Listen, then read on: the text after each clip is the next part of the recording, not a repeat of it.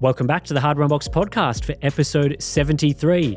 This week, it's a very simple episode. We're going to be going through everything to do with the AMD Radeon RX 9060 XT, the 16 and 8GB models, talking about the good, the bad, the VRAM issues, and quite a few interesting things around the sort of review, the sampling, the timelines, that sort of thing that have sort of appeared to have affected some of the other creators. So 9060 XT episode, let's get into it. We're back in Australia, Steve. Last week, I think we had one of our Computex podcasts go out, but with the 9060 XT release, launch, reviews are out now. We need to get back and have a chat because there's a couple of things going on with this one that are definitely quite interesting. Now, we're recording this podcast in between when the 16 and 8GB reviews have come out, but this will go out after you will be able to see the results of both of those things. So unfortunately, we can't really talk too much about things like what's the real world pricing of these cards because as things stand right now, it's still not officially released. But obviously, we've seen most people's reviews. Seems like there was a few issues there that we'll talk about a bit later. So how are you feeling after another review season? A little bit rough because, as you know, shortly after we got back from Taiwan, I ended up with COVID, which apparently a lot of members of the tech media who attended the Computex trade show ended up with COVID, except for you, which is really weird, right? Because I'm not sure what happened there. Yeah, well, Tim usually gets sick either at the end of the show or returning home. You have the last few years, right? I think last year I was pretty good. Okay. I think the year before I was quite sick throughout the show and also at the end, so that wasn't great. I mean, maybe I did get COVID and I just got no symptoms. I don't know. Possible. But yeah, it seems like you and Balin got hit a lot harder than me, which sucks. Yes. Yeah. I think it was Tuesday night. I went to bed feeling pretty rough. I went to bed late because I had been benchmarking the 9060 XT 16GB all day. That had gone fairly well. And then I started to get that, that dry, scratchy, burny in the bottom of your throat. I was like, uh-oh, that feeling crept in. So I thought, oh, okay, I've got a bit of a cold coming on, which is annoying because I haven't been sick the entire year. I had a good run because last year was a horrible year for me. Anyway, woke up Wednesday morning and boy, did I feel bad. Crazy body aches, hot and cold sweats, like full fever, flu type stuff. So I thought, I had influenza last year, which is probably the sickest I've ever felt in my entire life. And I thought, don't tell me I've got this again, because it took me about 2 weeks to get over that. Anyway, I felt good enough to go out into the office by about 3 p.m. that day. So I ended up going out from 3 till 11 and got pretty much wrapped up my 9060 XT testing so we could move on to the 8GB card, which I'm sure we'll talk about. Problem was the day after, Balin started showing the same symptoms. And he got hit real hard. I was only down for half a day. Balin was pretty rough till basically Monday the following week. And even today, he's still a little bit rough. I'm obviously not 100% either, a bit sore throat. But yeah, just great timing. Get back from Computex, got a heap of work to get into, and then we end up getting sick, the pair of us. So Balin's been scrambling to get B-roll and stuff done. But anyway, we ended up getting the review done.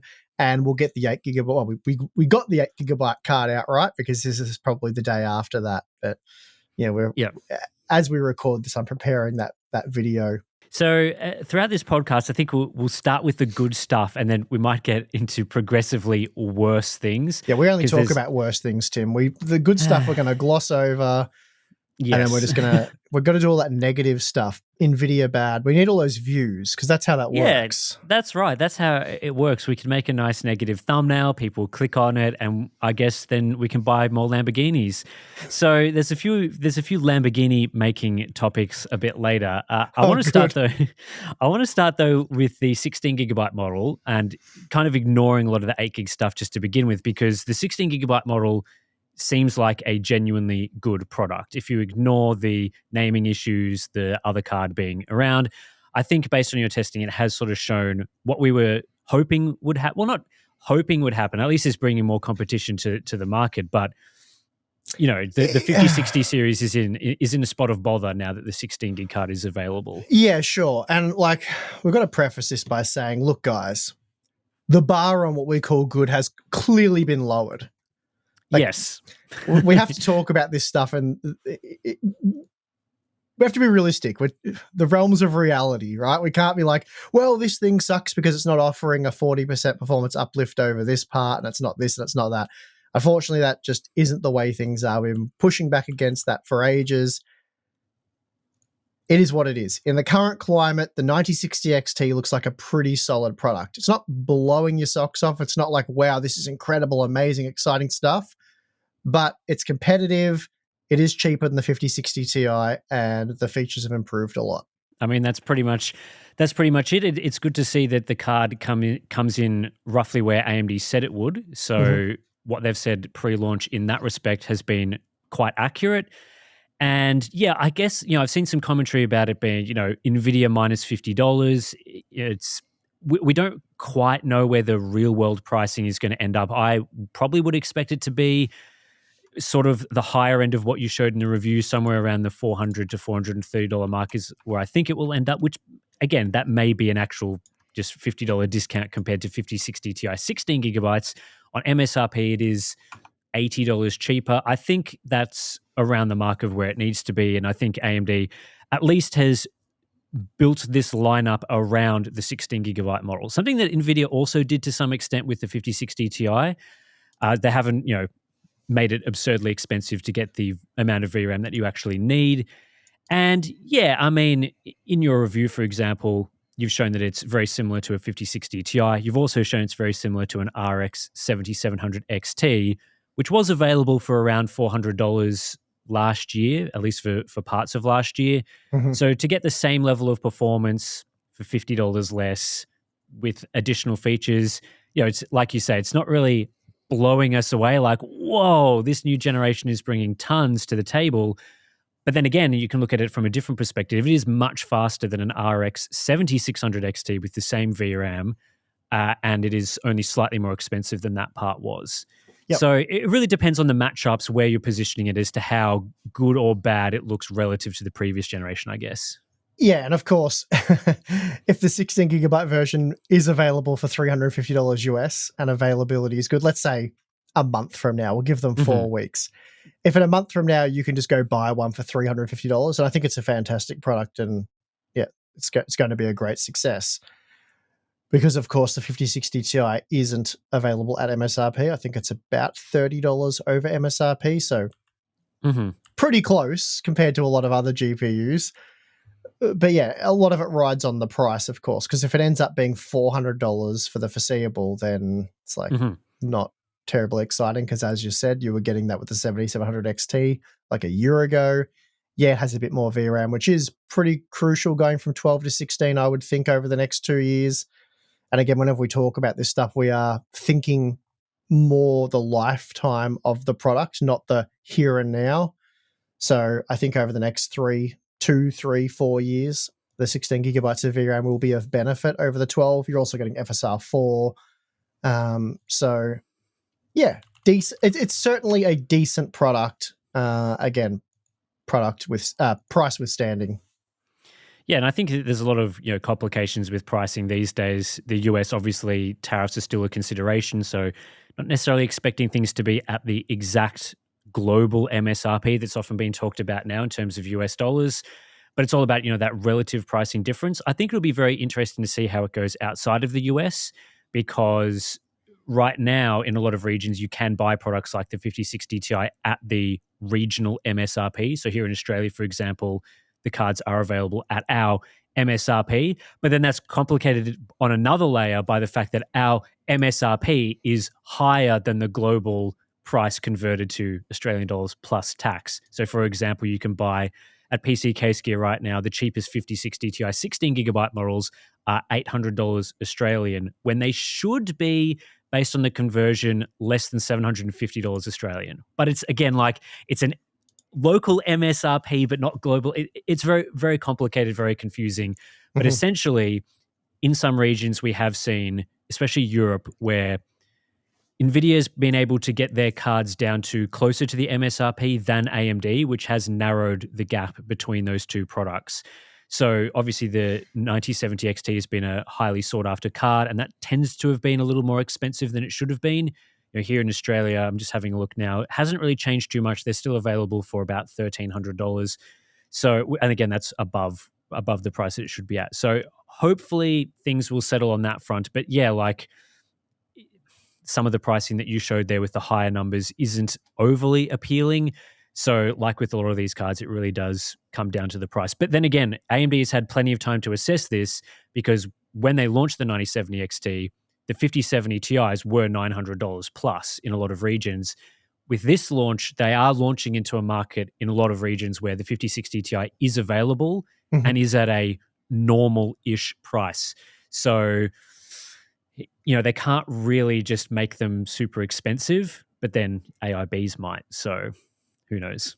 Yeah, that's right. No, I'm not sure it's necessarily AMD or NVIDIA who are jacking those prices up anyway. Definitely more AIBs and distributors, I would say, are the two main culprits. Yes, it seems like the AIBs are sort of looking at that void, that gap in the market now where, people aren't able to buy cards, and so are largely focusing on their more expensive premium models. And yeah, I think it'll be interesting because the reception to this product has been good, but I don't think it's been at the level of a 9070 XT, which has sort of had an additional level of hype. I think this one has been brought down by some of the issues with the 8GB card, and obviously all these other shenanigans that are happening with the reviews and that sort of thing. You might have seen Linus's video where he talked at length about that sort of thing and was sort of the focus of the video's title and thumbnail and that sort of thing. So it'll be interesting to see how it does. But the good news is that, stripping away all the BS side of things, if the price comes in at a decent level, it will actually give entry-level gamers or mainstream gamers something that's not just a rehash of crappy products, because that was really all the 40 series and the 7000 series was previously. Basically the same product at basically the same price, and for low-end gamers, just cop it, basically. Whereas this seems to actually be an improvement, which is good and does provide some much-needed competition to the 5060 series. Yeah, exactly. As we've sort of talked about here, and I said in my review, while it won't blow your socks off, it's not something to just get super excited about and go nuts. It does tick all the boxes. So there's a performance uplift there. The value's good, at least at the advertised price. It's got 16 gigabytes of VRAM, FSR 4. Ray tracing's improved, though personally I don't think ray tracing's a factor when comparing the 9060 XT and 5060 Ti. I think they're both woefully inadequate to really take advantage of true ray tracing. So it comes down to more the upscaling and the outright performance, or the rasterization performance. So yeah, in my opinion, ticks all the boxes.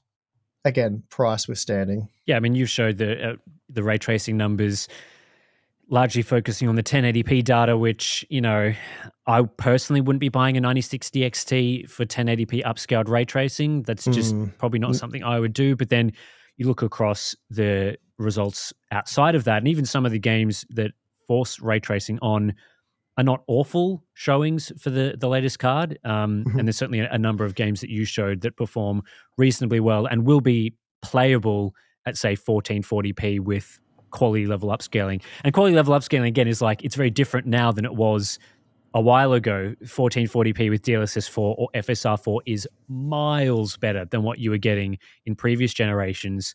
So when you see a result like, I think you showed, what was it, like Oblivion Remastered was down around the sort of 40 FPS range at 1440p native, that's going to be a 60 FPS experience with decent quality scenes. I actually don't know if that game has FSR 4. I think it does. So there's that. But anyway, that looks to be, a decent buy. Some excitement there, some things that can be recommended. Now we have to talk about all the other BS because there's an 8GB model as well. And surprise, surprise, it sucks. Who would have guessed? No, not me. No, I'm kidding, of course. It sucks for all the reasons we've talked about at length. It sucks because it exists, right? We shouldn't have 8GB cards, period. And I know that's a real point of contention for a lot of people, especially those who are in regions that don't have the kind of buying power that you see in Australia and the US, for example. But you're missing the point of what I'm saying there. What I'm saying is you should be getting the 16 gigabyte model as the base model. Yeah, not at the lower price. Yeah, that's right. Should be the base model at the lower price. You're talking about an extra 8 gigabytes of GDDR6 memory. Like GDDR7, it's like, okay, yeah, maybe that's a bit more costly. I'm not exactly sure. But we know pretty well that GDDR6 memory is affordable, plentiful. Really, we should be having a minimum of 16 gigabytes on PC gaming graphics cards at this point in time, given where the consoles are at and what the next generation consoles are expected to have. So it's just, from my point of view, we shouldn't be having 8 gigabyte cards, period. Like at any price point, they just shouldn't exist. You kind of got like a beefed up APU at that point, because again, 3-4 years from now, when people are still going to be using these cards, you're not replacing a 9060 XT or a 5060 Ti in the next 12 months. Probably not doing it in the next 24 months. I would imagine most people will keep that product for at least 3 years. And 3 years from now, it's going to be pretty bad in a lot of the newer AAA titles that will be coming out at the time. So, yeah, and I've beat this drum a lot, but regardless of what your take is, 8 gigabyte GPUs should not exist. 16 gigabyte should be the minimum. So that's probably first and foremost why I oppose these 8 gigabyte cards. Then on the product itself, there's the name. Yes. And as I've talked about in our content, look, you can say, I don't know why people do this, but they're like, why do you have a problem with the name? Like, what about the RX 580 and the 480 and the R9 390 and the 290 and all the other countless GPUs over the years that have had 2 or multiple memory configurations with the one product name? And I don't know, what sort of a defense is that really? Because if it's viewed as anti-consumer now, was it always anti-consumer? I would say yes. But it wasn't really an issue that we felt needed a lot of time and energy or needed to be addressed back then. And maybe that's our fault. Maybe that was a mistake. Given how things have played out, it certainly was. But back then, the base configuration, so if it was a 4 gigabyte RX 480, was perfectly fine. Like, to break that product, to exceed the VRAM buffer on that product was nearly impossible. So I guess there'd be like a modded Skyrim or something you could do it with. But there were very, very, very few legitimate examples you could point to where you could exceed that memory capacity. Mm-hmm. And usually in the examples where you could, the performance was so bad anyway on like the 8 gigabyte card that there was no real advantage. You were talking about going from like 6 FPS to 12 or something like that. So the base model was satisfactory for the time, and that remained true for years after release.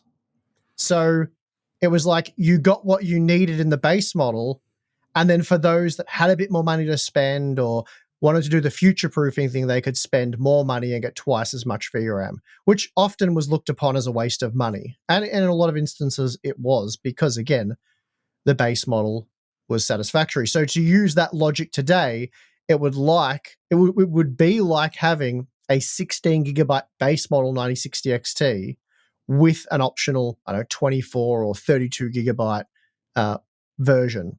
So, which they can't do. So, well, no, but that's what it would be like. Yeah, that's what it would be like. Yeah, so, I think going back to your was it anti-consumer back then? I would say no, and I would say this because I think anti-consumer, it really goes back to the misleading factor in terms of the product. And I feel there like were certainly examples that were just so someone doesn't jump down your throat on that. There were certainly examples of anti-consumer GPU configurations, but by and large, the examples that people mostly bring up, like your RX 480, you're saying those specific examples weren't anti-consumer.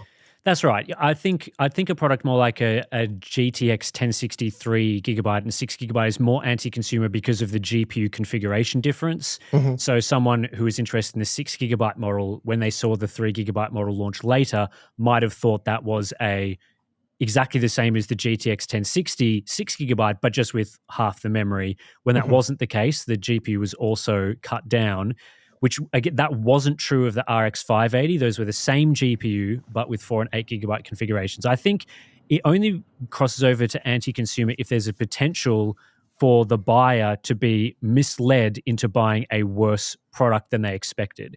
So something like that GTX 1060 example, there is a chance with the 3 gig card that you could be misled.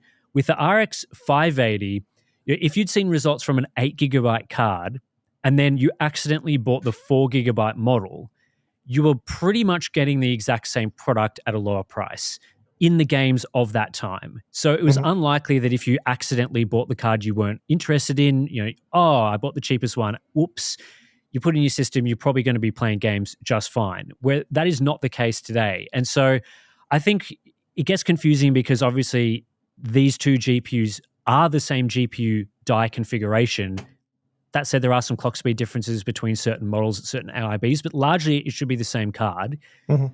I think with these naming situations, the potential to be misled always takes preference over anything else. So if there were two configurations, 16 and 32 gig, like you were saying previously, it would be totally fine to call those both the 9060 XT because there's no real chance you're going to be misled. All the potential ways a consumer would buy that product, for example, going to a retailer, not knowing the differences between the cards, maybe the name's getting cut off, maybe you're sorting price lowest to highest, you're buying the cheapest card.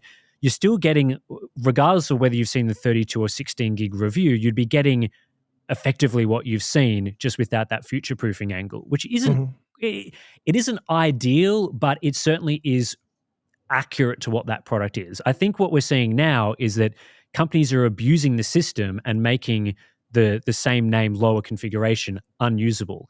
And so I'd liken this to sort of like, imagine you bought a phone and there's like different storage configurations. You're like 32, 64, 128 gig.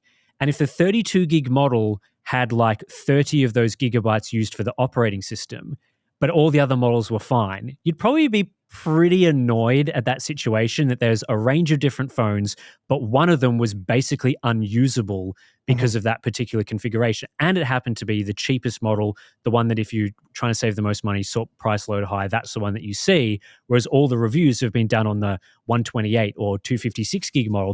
That's also how I would sort of see it as being anti-consumer and bad. But no one has an issue with, for example, a high-end Samsung phone having a 128, 256, and 512 gig option because they're all fine. They're all totally usable, and you can just then pick yourself how much storage you want, and you're paying a premium for each additional storage capacity. So long as the base model is still usable, I think the name can be justified. But what we're talking about these days are there's plenty of products where these base model cards are misleading and unusable. And we've seen it previously, RTX 3050 6GB. It's both unusable because of the VRAM and cut down compared to the 3050 8GB. We've seen, again, we could bring up so many different examples of this happening, but that's what we're really trying to avoid.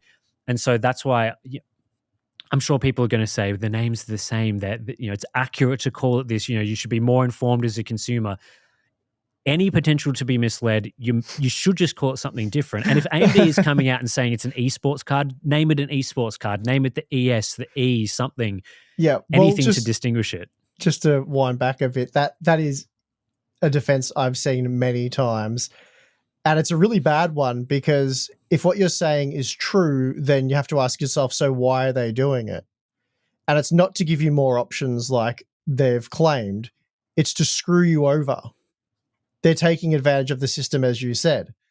What's AMD selling you? They're effectively selling you the GPU. That's what they're producing. That's what they've put all their R&D into, is making the GPU. The memory is a necessary component to use that product. But if they can give you less memory and they still make the same margin on the silicon they're selling, and they've got more memory then to sell more GPUs, and they can just flog them off to system integrators, have them put them in systems. We talked about this at length with NVIDIA. It is just a win-win for the manufacturers. So they get to make more money. They then have a customer that is effectively buying an obsolete product, which they love nothing more than that, because you've bought the product, You've got their new current generation product, which you're excited about. And then shortly down the track, they want you to feel like you need to upgrade constantly. That's why they do these mid-cycle refreshes as well. So you'll be coming back for an upgrade sooner rather than later. So you then spend more money with them. Like, that's what they want. They don't want the GPU to age really well and have you come back in 4 or 5 years. They want you to come back in 1 or 2. Mm-hmm. So that's why they're doing it. Like, it's pretty obvious, right? Yeah, it is. And then they try and back that up by these BS statements being like, well, the GPUs are the same, therefore, we can call it the same. It's like, well, a name at the end of the day is arbitrary. You can call it anything. It could not have a Radeon name on it. You could call it the AMD Good GPU. That's it. Like, accuracy with names is nice to have, but I think, as I said, the misleading aspect has to come first. That has to be avoided. And if you're a company that genuinely cares about your consumers, your customers, and isn't interested in things like forced obsolescence or planned obsolescence and all that sort of thing, you'd want to make sure that when someone goes into the store to buy your product, there is no confusion whatsoever between the different models. And this is often a big issue with all sorts of products. And this is even situations where they're not trying to be misleading on purpose. They just might have too many different models or too many different configurations. So you go and you have to look at like a complicated chart to figure out what you want. That's always bad. So having customers go in, be happy with the experience, being able to buy the product they want clearly, be confident in it, no potential traps or anything, that is giving the customer the best experience. You're going to walk away the happiest from that. And so naming schemes should be built around that principle so that there's no confusion when you're going into a store. And so any attempts to sort of do what you're saying, I think it's pretty clear why you wouldn't just change the name arbitrarily. And it's because of the reasons that you said. Mm-hmm. If they wanted to optimize this for the user experience, the buying experience, and they did want to offer a cheaper model for esports gamers, it would be very clearly labeled the esports card, because they would want most people to buy the 16 gig model. So, if there's the upsell angle as well. They could be potentially making more money from the 16 gig card. So, they'd want to encourage people to buy the better version of it and all that sort of thing. But the fact they're not doing that says that there's something else at play there. And was the case for NVIDIA as well, obviously. Yep. And the esports angle, obvious BS that. It's such a niche thing as well to have. Sure. But sell a card without enough VRAM and you say, well, you're just targeting this one group of people who only play these specific games and will never, ever play any other games. And as we've proven anyway, yeah, it's a bad investment on the gamer's behalf, because you're buying a product that is a niche product. And niche products are generally more difficult to sell. They generally lose money much more rapidly. They depreciate quicker than more mainstream, more desirable product. So we see this with the 4060 Ti. The 16 gigabyte models are easier. They sell more rapidly. They fetch a better price. The 8 gigabyte cards, more difficult to sell, and you're losing more on them than you were saving originally. But even ignoring that, even ignoring the whole whether the product is good or bad or whether you should buy it, if they were committed to an esports card or saying that it was an esports model, there has to be at least backed up by some evidence that they were attempting to do that. You can't have AMD sit here and say, we're making this an esports card, then you look at the package and there's no indication whatsoever that it's esports. If you go to their website, it's not like they've got the 16 gig and then the esports card. It's just 16 and 8 gigabytes. So that's just a sort of after the fact excuse, in my opinion. If that was clearly planned from the start, the way the cards were advertised would be different, and they'd be trying to make it clear. Now, and it could still be the case that the esports model is not worth buying for a whole bunch of reasons, but at least they would have committed to that plan and tried to go through with it, which they didn't. So, even if you go to the product page on the official AMD website, and you go to the Radeon RX 9060 XT product page. So first of all, you see just the name, Radeon RX 9060 XT. all you need for incredible gaming. Learn more about Radeon, expand all. So you go to the various different specifications, and here it's listing, the GPU stuff. Okay, great. GPU memory. It's got the infinity cache. It's got the memory speed. It's got the max memory. Oh, it's up to 16 gigabyte. There's no mention of an 8 gigabyte model. Like, they're clearly not being transparent. This is clearly to deceive the customer. It's one of those, you just have to look at the actions instead of what they're saying. Yep. If they're saying one thing and the actions, the evidence is showing something else, then what they're saying was probably not true. Yeah, just to be clear, on the official product page for the 9060 XT, there is exactly zero mention of an 8 gigabyte model. So bad. It's so bad. I wonder if NVIDIA's does the same thing, or are they more transparent?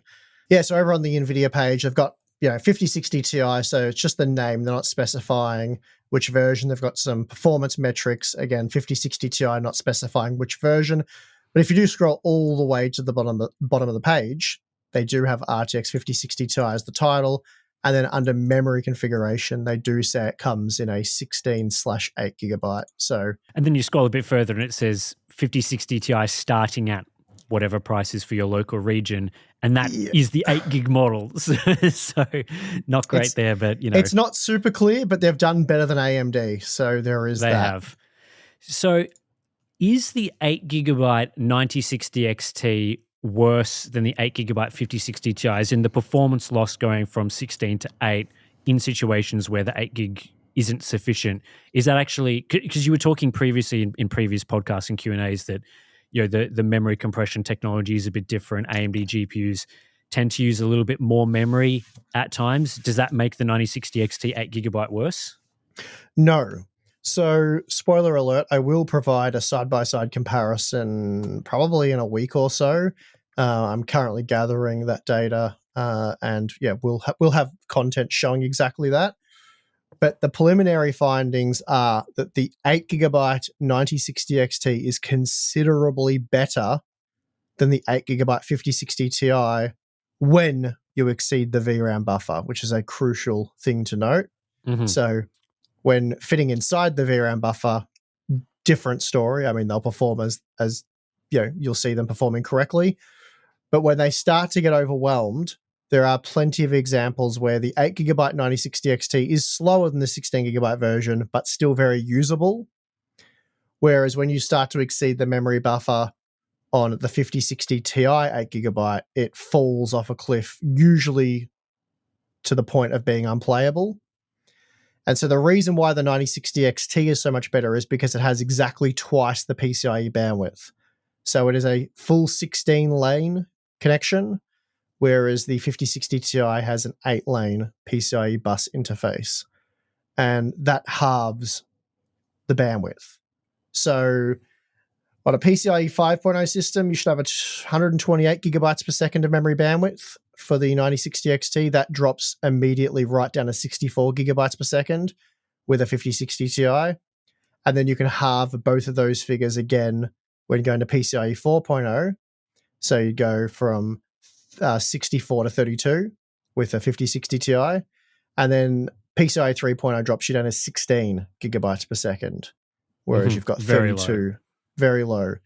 So, and you saw this testing with the 8700K in the 9060 XT 8 gigabyte video. The video that's not released at the point of this podcast, but by the time you watch the podcast, it will be released, which is why it's a bit confusing in my head. But that CPU uses PCIe 3.0, and the 5060 Ti is an absolute disaster for those of you who are limited to PCIe 3.0. Mm-hmm. So, I mean, they both suck. They're both crap. Running over the VRAM buffer's relatively easy to do these days. And when you do it with either card, the results are less than desirable. But there are a lot of instances where the 9060 XT 8 gigabyte is still playable because of the PCIe bandwidth. But again, that also depends on your system memory because it's just where's the bottleneck. So the local video memory on a 9060 XT affords you a theoretical peak bandwidth of 320 gigabytes per second. And as I just said, PCIe 5.0 times 16 drops that down to like 128 gigabytes per second. So that's already a significant reduction, but in a lot of examples, it's enough bandwidth to maintain playable frame rates. If you have DDR5 6000 memory in a dual channel configuration, you're looking at about 96 gigabytes per second. Again, theoretical peak memory bandwidth. It's realistically not going to be anywhere near that high, I wouldn't have thought, when you're reading and writing to the memory. But if you don't have DDR5 6000 memory and you have much slower memory, like maybe you're on AM4 using DDR4 and you can have half that memory bandwidth. Again, you'd be on PCIe 4.0 anyway, so your PCIe bandwidth becomes halved. My point is, as I've said multiple times in our content, we are testing a best, or in a lot of the examples so far, we are testing a best case scenario for exceeding the VRAM buffer. In situations where you might exceed the VRAM buffer with these cards, you could be looking at half or less than half of the available bandwidth we have to access the system memory. So again, that just depends on the PCI interface, the memory controller in your CPU that can also increase latency, and then the system memory, which has a latency and bandwidth component to it as well. So I think you've shown in the past that even if you don't have enough VRAM, as in VRAM, if you don't have enough RAM capacity, you have shown in the past as well that further hurts performance because that just throws the bottleneck further down the chain. So you go from the VRAM bandwidth to the PCIe bandwidth to the RAM bandwidth, then to local storage bandwidth, which is SSD. The absolute worst. You're cooked at that point. A couple of gigabytes per second, but then for what you're reading and writing against, possibly not even that. And that's why the game just locks and usually crashes. So, yeah, that's that, Tim. Yeah, I mean, I'll be very keen to see those results. It's interesting because AMD did say that they had chosen in Navi 44's silicon to prioritize the PCIe times 16 interface over the fourth display output. That was at least their reasoning, their justification for only having 3 display outputs on 9060 XT cards. I think that is probably the better trade-off to make just because 4 display outputs is nice, but you probably don't want to sacrifice bandwidth if at all possible, but then the 8 gig card just sucks. So if it was 16 gig, you wouldn't need to deal with it. So that's right. It's a band-aid fix that's not particularly great, though it does result, as I said, it makes it the better 8 gigabyte card. Like if you said to me, do you want an 8 gigabyte 9060 XT or an 8 gigabyte 5060 Ti, I'd be taking the 9060 XT every day of the week. Especially if you've got an older platform, having twice the PCI bandwidth makes all the difference in the world. So that is a significant factor there. However, as I was just laughing about and you're alluding to, if you have enough VRAM, then you don't need to go out to system memory, and therefore your PCI bandwidth is largely irrelevant. So while I would still advocate for these cards having 16 lanes, and I think they should, it does become somewhat of a non-issue. If you get to a point where you start running over the memory buffer or the VRAM capacity a little bit, and you're getting to let's say 17 gigabytes of used memory, then having those extra lanes will probably ensure that you maintain playable performance compared to it just falling off a cliff and becoming a stuttery mess that's completely unusable. But again, if you have enough VRAM, then it's not a problem for the 16 gigabyte 5060 Ti. And I think we expect 16 gigabytes of VRAM to be age perfectly well for this generation of product.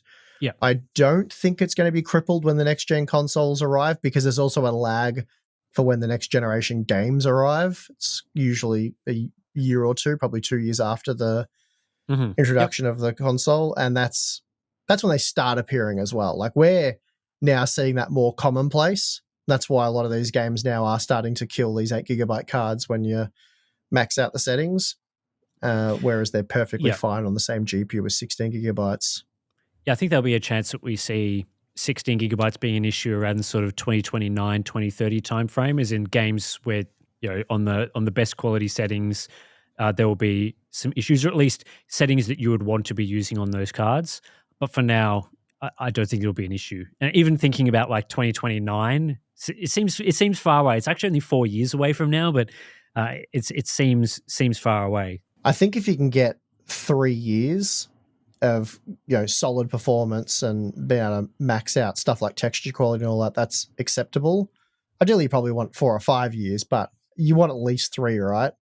Yeah. And you're not getting that with an 8 gigabyte card, which again, we're not talking about. Well, the 8 gigabyte card sucks right now, but if you happen to think it doesn't and it's still usable and all you have to do is tune quality settings and that somehow justifies the existence of an 8 gigabyte card, you're going to have a tough time with that justification in 2 to 3 years from now. It's not going to be a fun time at all. Yeah. And if you want to get an idea of what that looks like, go grab yourself a 4 gigabyte GPU and go try and play some of the newer games, especially like 1440p upscaled. It's not good. Let's move into now talking about some of the issues with the review program itself, because this is sort of interesting and related to the 8 gigabyte situation. So back at Computex during the media briefing, AMD did discuss what would be happening with the reviews in general. And what they had told us at the time was that, at least in most Western markets, they would be sampling 16 gigabyte cards because they would be expecting that in Western markets, the 16 gigabyte will be the focus. They also said that in some other markets, Southeast Asia, I think they said South America as well, they would be sampling the 8 gigabyte card because they believed that 8 gigabyte will be the focus. They're trying to sell most of those cards in that market. However, if you were in either of those regions, you could request the other card. So if you were in our Western region where the 16 gig card was sampled, you could request an 8 gigabyte model. They made that pretty clear in the press briefing. Now, it sounds like, based on talking to, or at least hearing from a variety of media outlets, that was partially true and partially a lie, because you, Steve, had no issues getting an 8 gigabyte card. You requested one, got one ahead of launch. Seems like a few other outlets, I think Gamers Nexus did. Is that correct as well? That's my understanding, yeah. Yep. Yes, so they managed to get some, but then other outlets, I think Hardware Canucks, said that they requested one and did not receive one. I think LTT had some issues getting the 8 gigabyte card as well. So what's your take on that? What's going on there? They sent LTT apparently a 7700 XT instead. So, oops. I mean, that's classic AMD, isn't it? Probably didn't mean any harm there, just AMD doing AMD things. So what's my take there? Well, I mean, from my personal experience with it all, they told us if we request a card, we'll get one. So we requested a card and we got one. And we got it at the same time. We got the 16 gigabyte model. So I got them both last Wednesday. I managed to get an ASRock card at Computex, so I had that on hand for Monday. But yeah, we were told if we asked for one, we got one. And we weren't told that like specifically for us. That was a general message they gave to media. If you want one, request one. I wasted no time because I know there's shipping delays and all that kind of stuff. So the second I got that email, I replied saying, please get me an 8 gigabyte card, confirm that you are doing this. They replied straight away saying, we are getting you an 8 gigabyte card. It'll be coming directly from the US and we'll be sending it to the local AMD team who will pass it on to you, and that'll come with your sample. And it did. I got two Asus Prime cards, one 16, one 8 gigabyte. So they did what they said they were going to do. They told me they'd have the driver for me first thing Monday, which they did. So it was a much better experience than what I had with NVIDIA, who actively blocked, our ability to get a 5062 8 gigabyte even after they were, well, technically released. But there was some weirdness there with availability. So that was all good. And then I'm hearing from other reviewers that they requested samples and didn't get them. So do you attribute that to malice, or is it just AMD's incompetence, let's say? Because, AMD have not the best with these review embargoes and deadlines. Like, they change things, they mess stuff up. There's been plenty of times where AMD being well-intentioned and they were going to get us a sample and then it got sent to the wrong place or they stuffed it up. And I've met AMD representatives at the airport to give me my sample because they sent it to the wrong place and they had to get an employee to fly down to Melbourne to give it to me. So we've had all kinds of things like that you just wouldn't think would happen. Did they just not have enough 8GB cards because they thought that, not many people would bother requesting them? I don't know. I'm not defending them. Like, screw AMD for releasing the 8GB card. I'm in no way defending them here. All I'm telling you is they did exactly what they said they were going to do with us. I believe Gamers Nexus have got theirs and confirmed they've got theirs, and they're going to, they should have already released their video by the time you see this podcast. And there's certainly, they're not hiding the 8GB card because there are certainly 8GB cards out there. People have been sent them. Again, I've been sent one. So they're not hiding them. I think it's just AMD being a bit, they've AMD'd it. I don't know. But realistically, there's no defending AMD here anyway, in my opinion, because they've made a 9060 XT. It's got one name and there's two variants. In my opinion, you should be sampling both of the variants. Now, the people who defend NVIDIA and say, well, you reviewers aren't entitled to stuff and you should, which is just the dumbest thing to say ever, because we're reviewing the products to let you guys know what's going on. And we don't think we're entitled to review samples. And in the case of the 5060 Ti, we bought it. And we would have done the same thing here. And usually, again, my take there is I just find it really scummy when they're happy to sell you products. They're happy to rip you off and they don't want reviewers to expose that. Like, I don't know why you would defend that. But anyway, I don't have too much to say about it, really. I'm not exactly sure. Like, I don't know what LTT did. I don't know when they emailed or reached out to AMD. I don't know how that went down. Again, Hardware Canucks said they reached out and didn't get one. I don't know exactly what reason they were given or what the reasons were for why it didn't arrive in time. I don't know. Like, I'm not sure what to tell you. Yeah, and I mean, I think if you were trying to hide 8GB coverage, the one outlet you'd probably not want to get one into is us. You could argue that they knew we were going to buy one and it would have made it worse and we were going to do it anyway. So they thought, well, all I'm saying is someone could make that argument.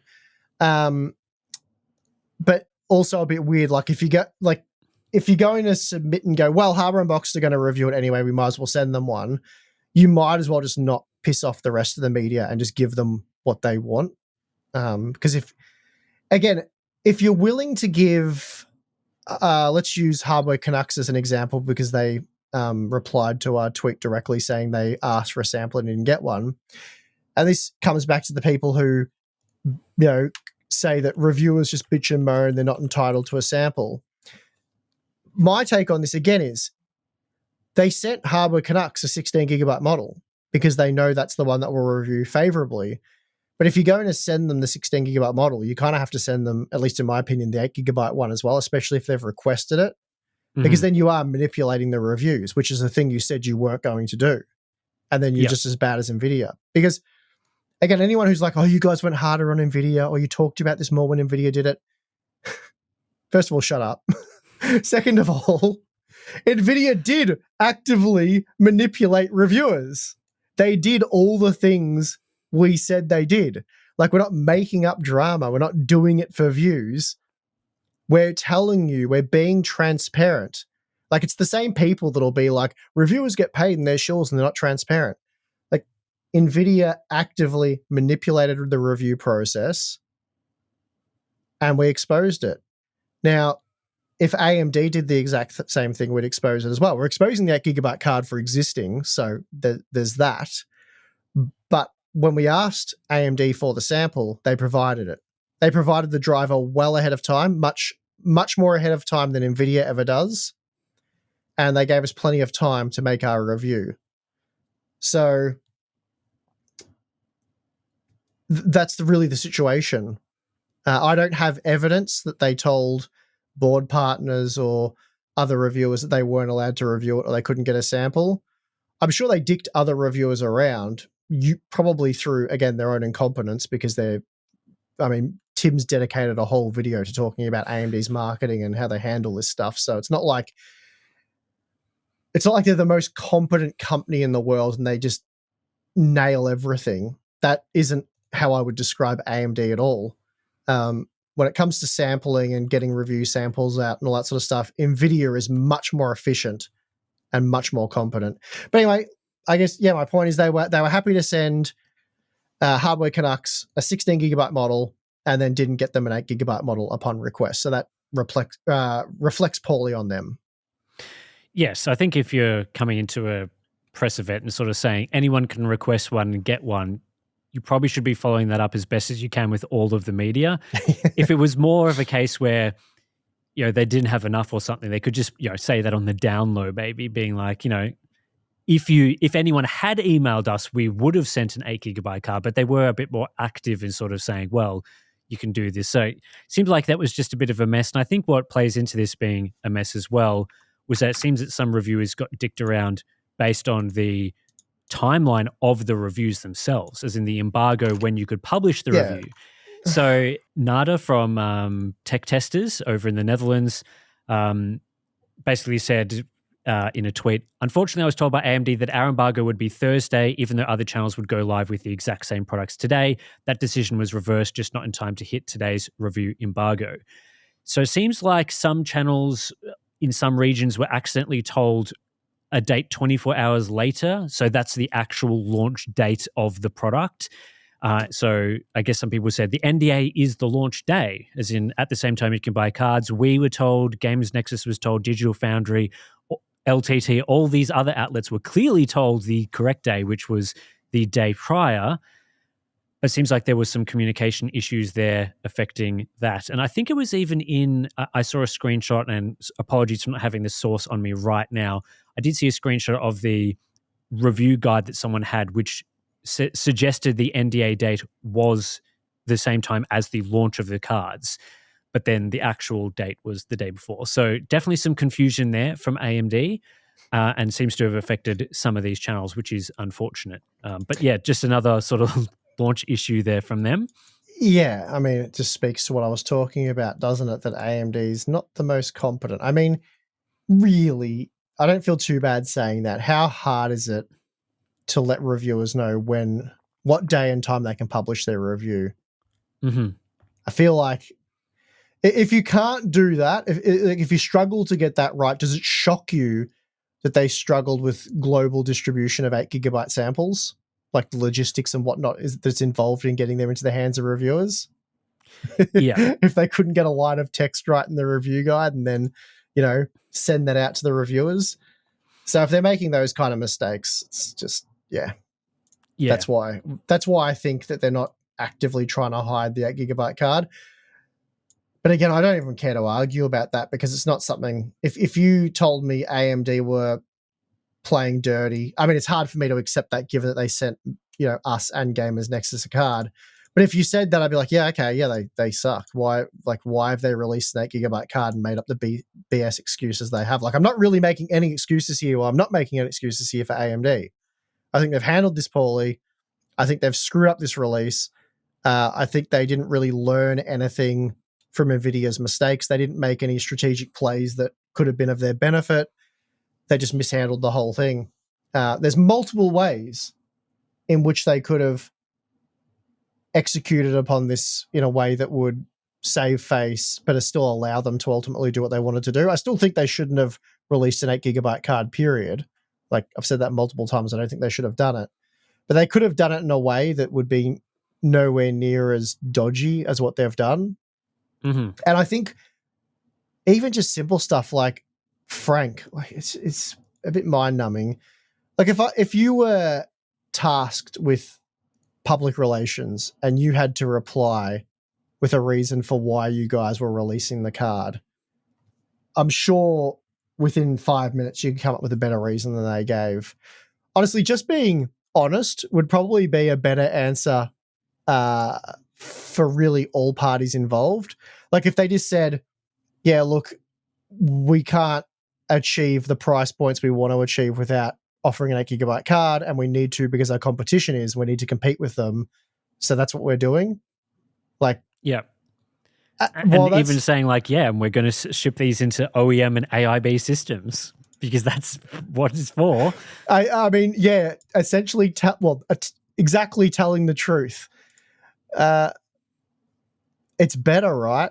The truth is, they really, well, I don't know.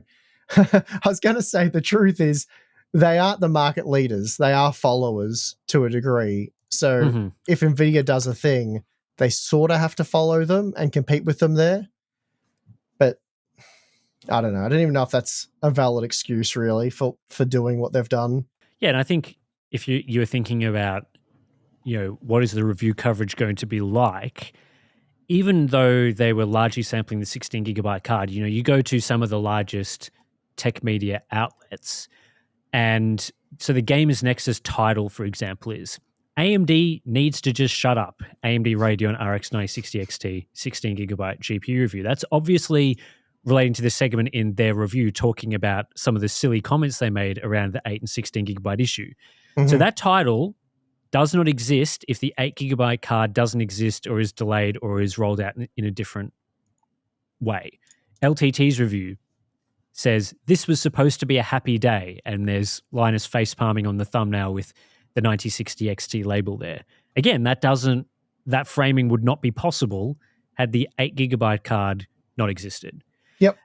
And while your review started off with a 16 gigabyte model, a day later, the 8 gigabyte model review was published as well. And so within a day, you've got 3 negative sort of framings of reviews from some of the 3 largest channels that cover these sorts of things. And even some of those were relating to just the 16 gigabyte review, like the Gamers Nexus one was just the 16 gig review.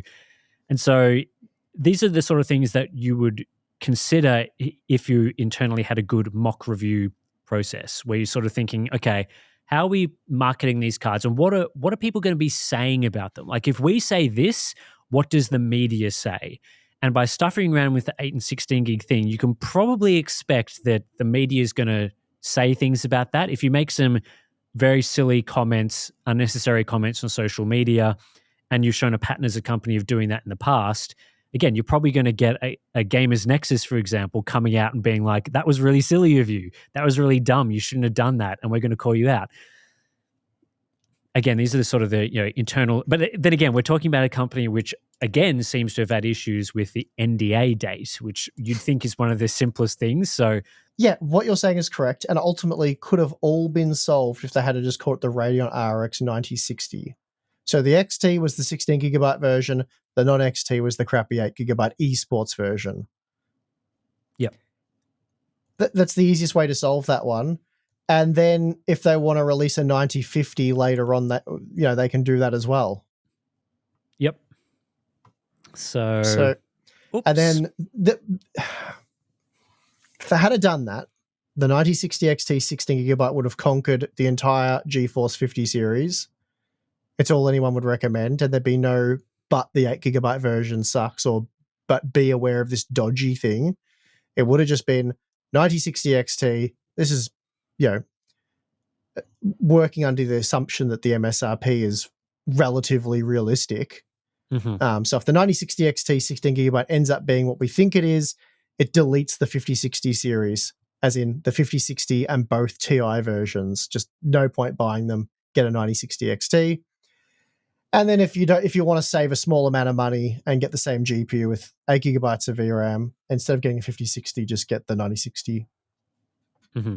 Yep.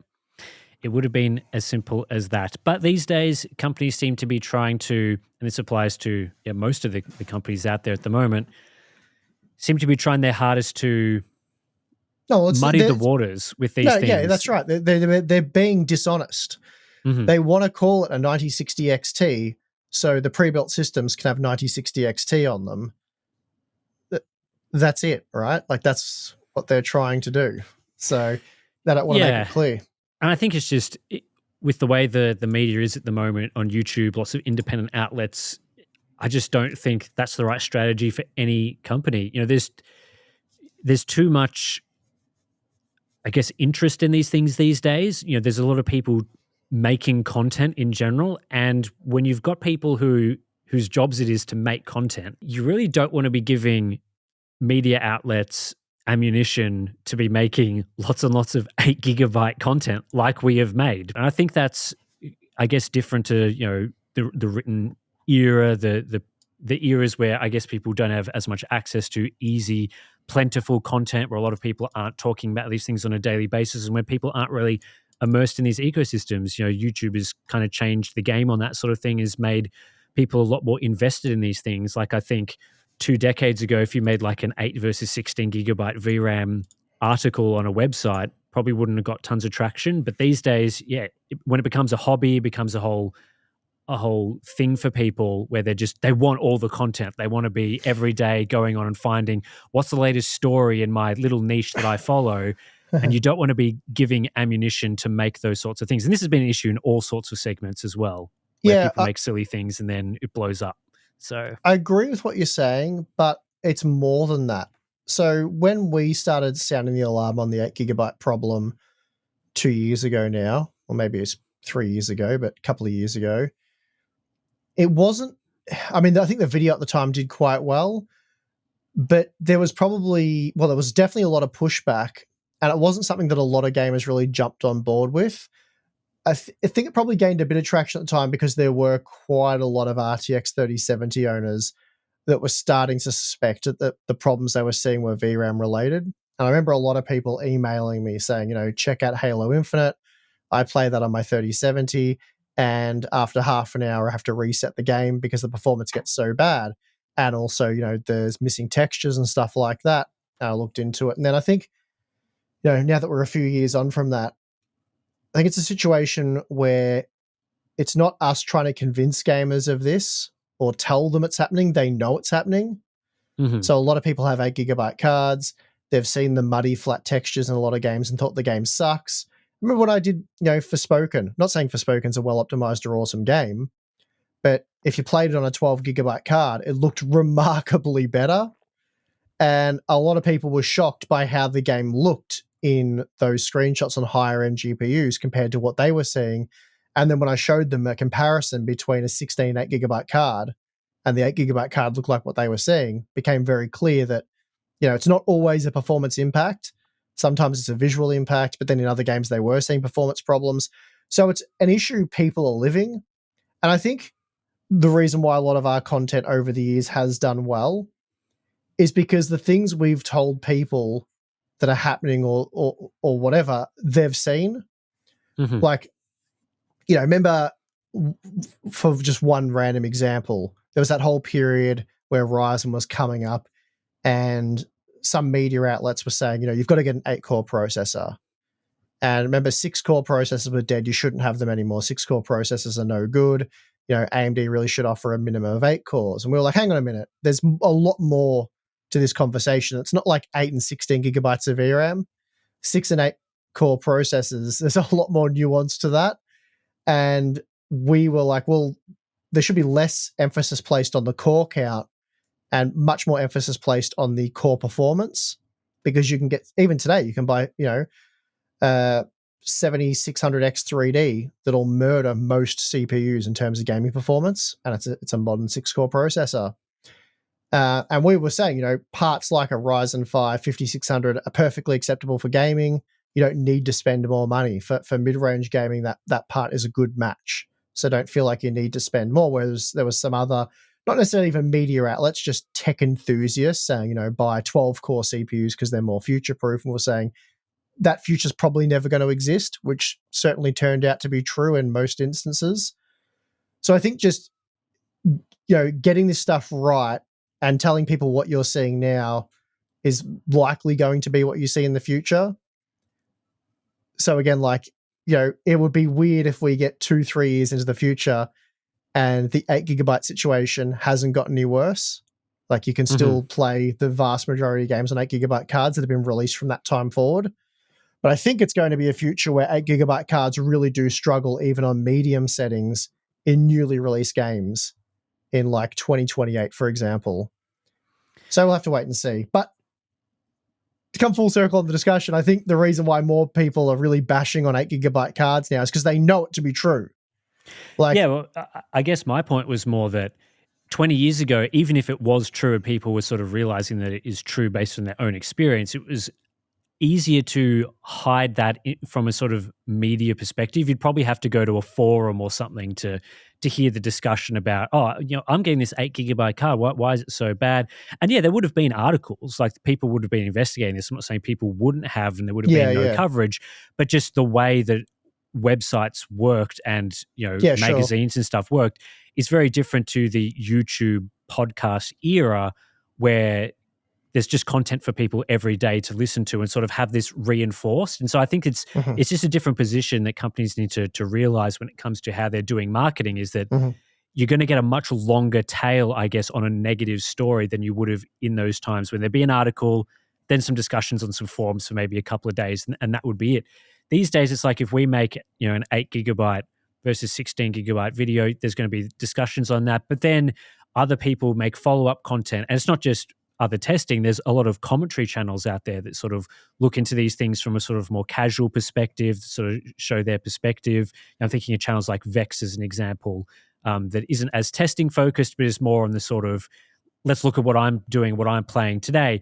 And then you have, we do a weekly podcast. LTT's got a weekly tech podcast that talks about these sort of things, your social media. So it's just a very different environment that people are operating in, where you want to avoid these sorts of things more now. And obviously the best way of doing this is not manipulating the media, which they're trying to do. It's not doing it in the first place. It's sort of avoiding this. Just make their products good, because the bad stuff gets exposed so much easier now that the media landscape is the way it is.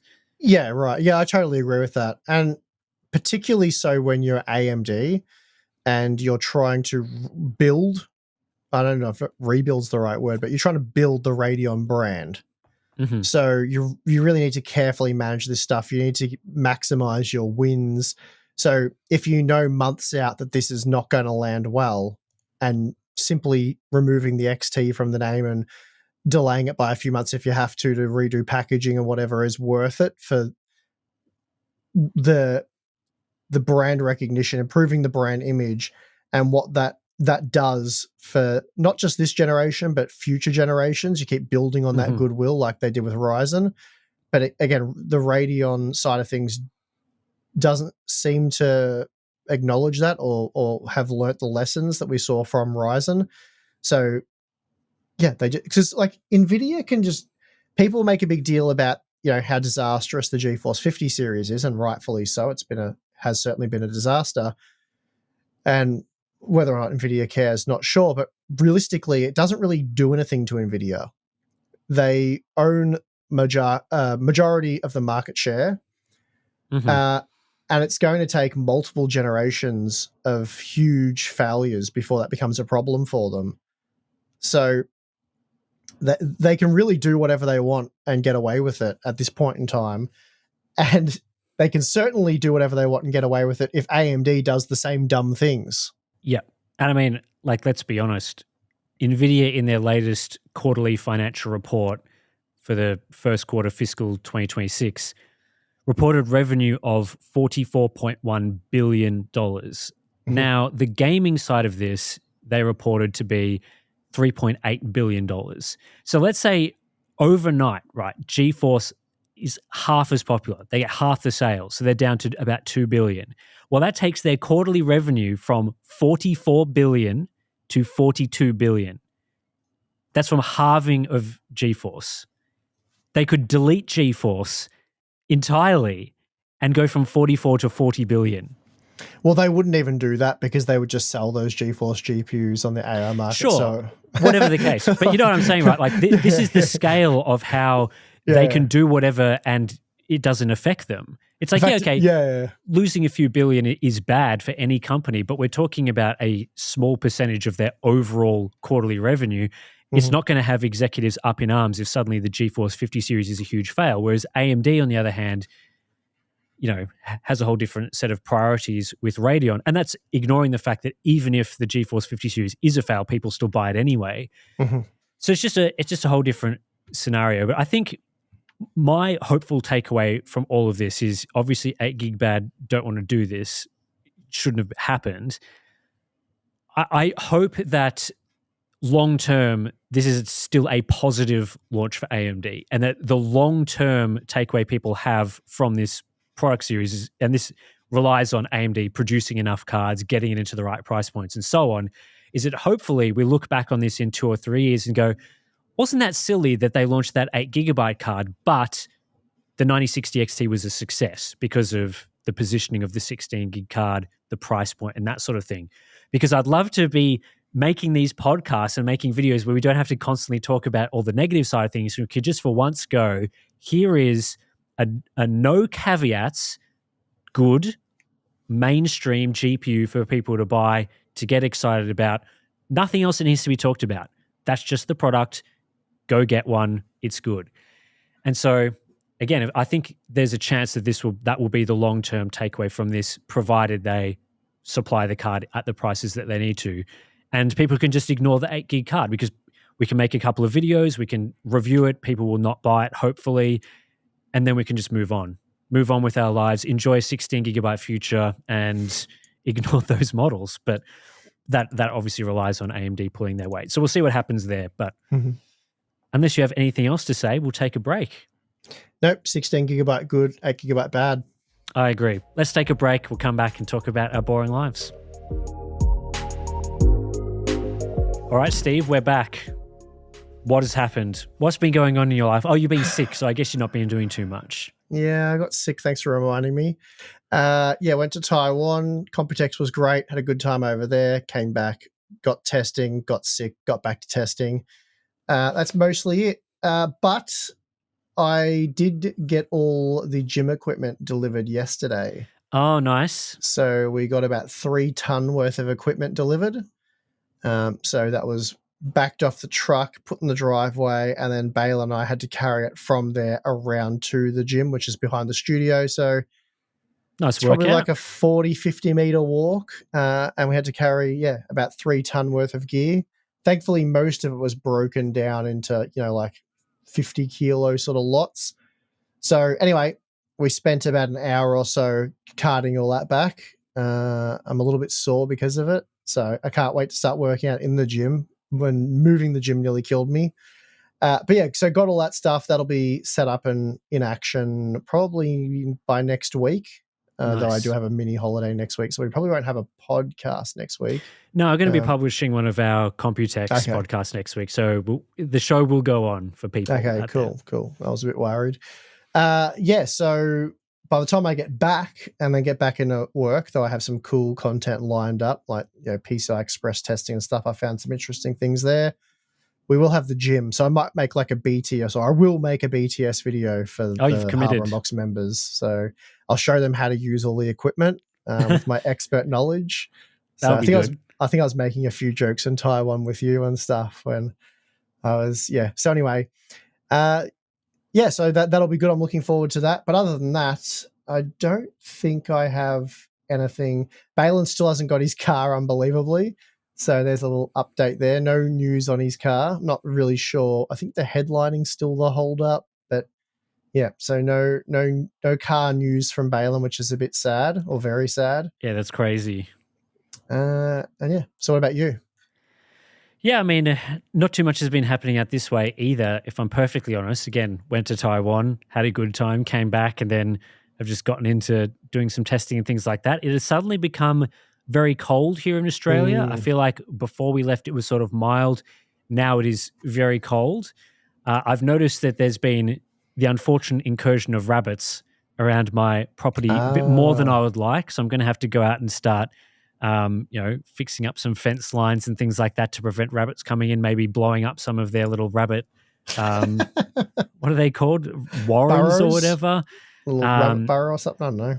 I actually don't know if there's any physically within the boundaries of my property, so I have to go have a look. There's some potential things, but I've seen rabbits trying and they try and dig a warren, but then they obviously the ground's too hard or whatever, so they just give up, but it leaves like a big divot in the ground. Yep. There's been a few of those, and that's been really annoying me. So we had Tim versus aphids and ants. Yeah. And now we've got Tim versus rabbits. So you've gone up a level, I think.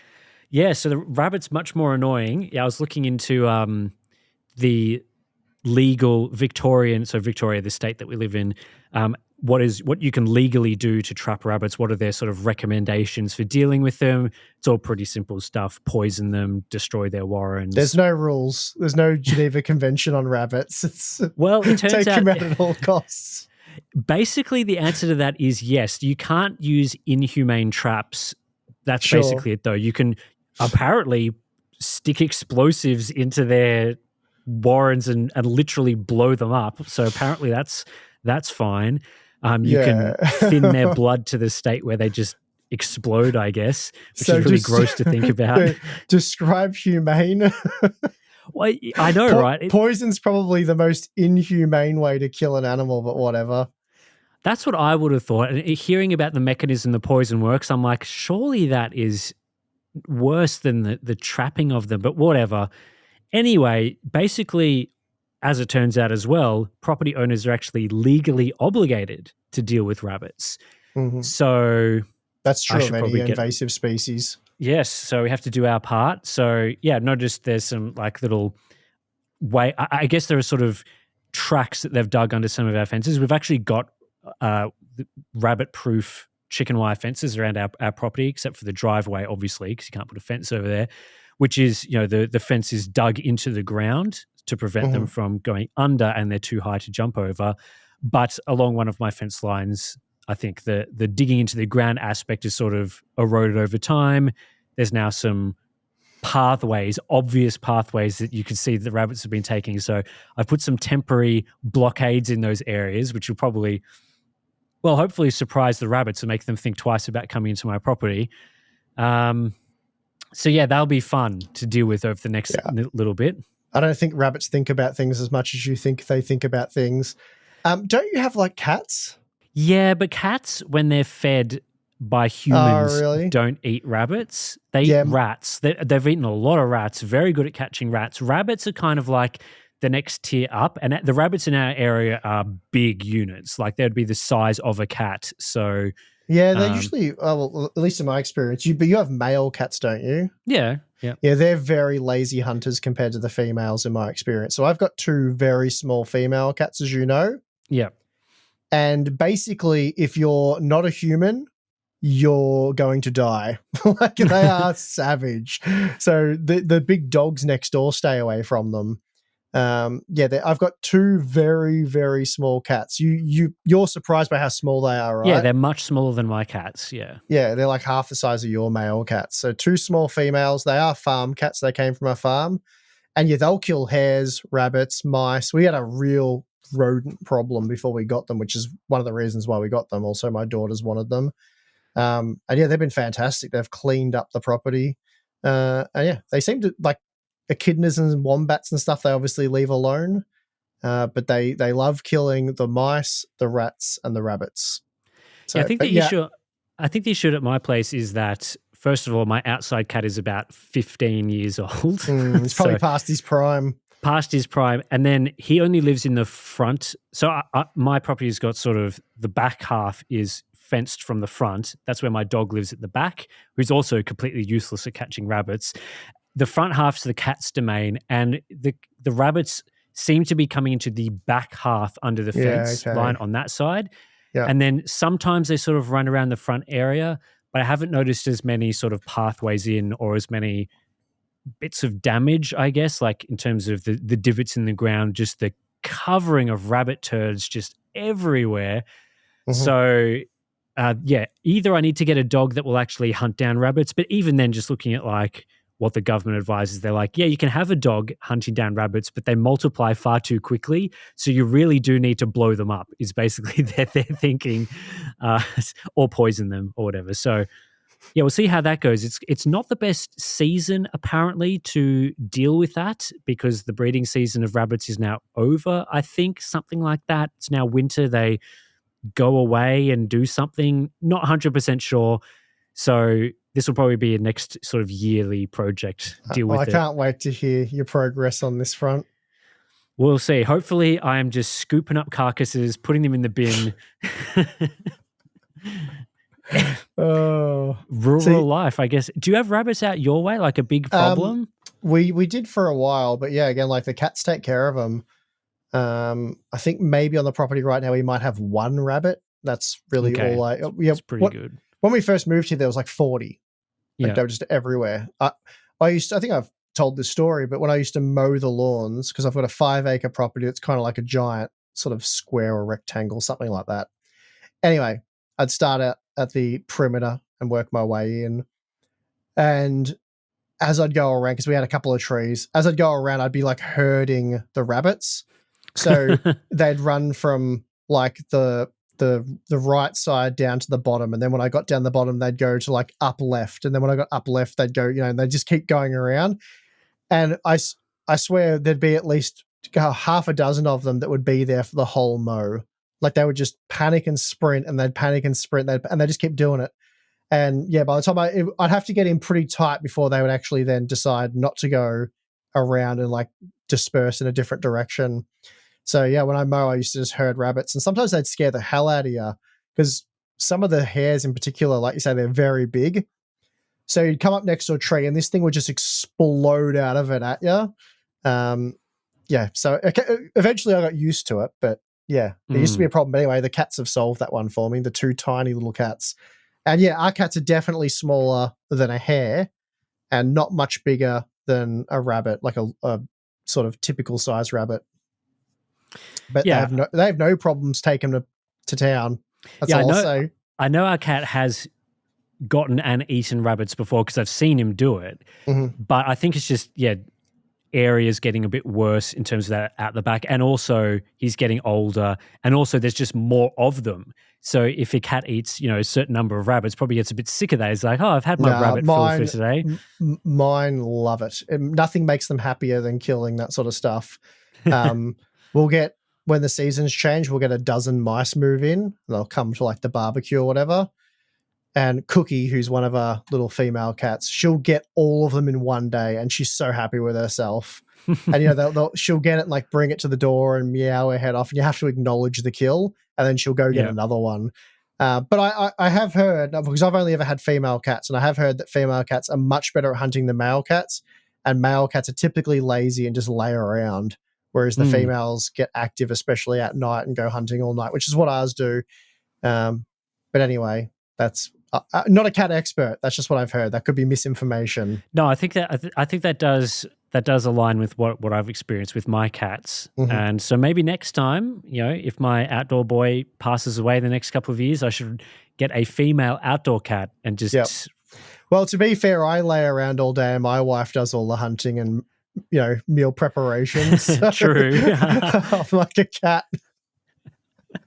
Well, on that note, let's end this podcast. So thanks to everyone for listening to two lazy cats sitting around talking about testing stuff.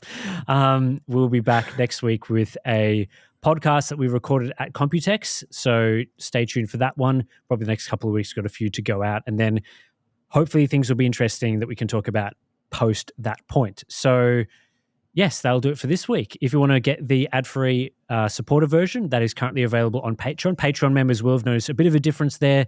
Patreon and Acast discontinued the integration, so we've moved the supporter feed over to the Patreon native version. So there's now going to be podcast posts up on there, that sort of thing. But there shouldn't be any difference for people that were using the RSS feed. And if you are a Patreon member and you haven't put in the little feed into your thing, you can now do that through Patreon instead. We also put up some bonus stuff every once in a while there as well. So that'll do it for this episode. Thanks for listening, and we'll see you in the next one.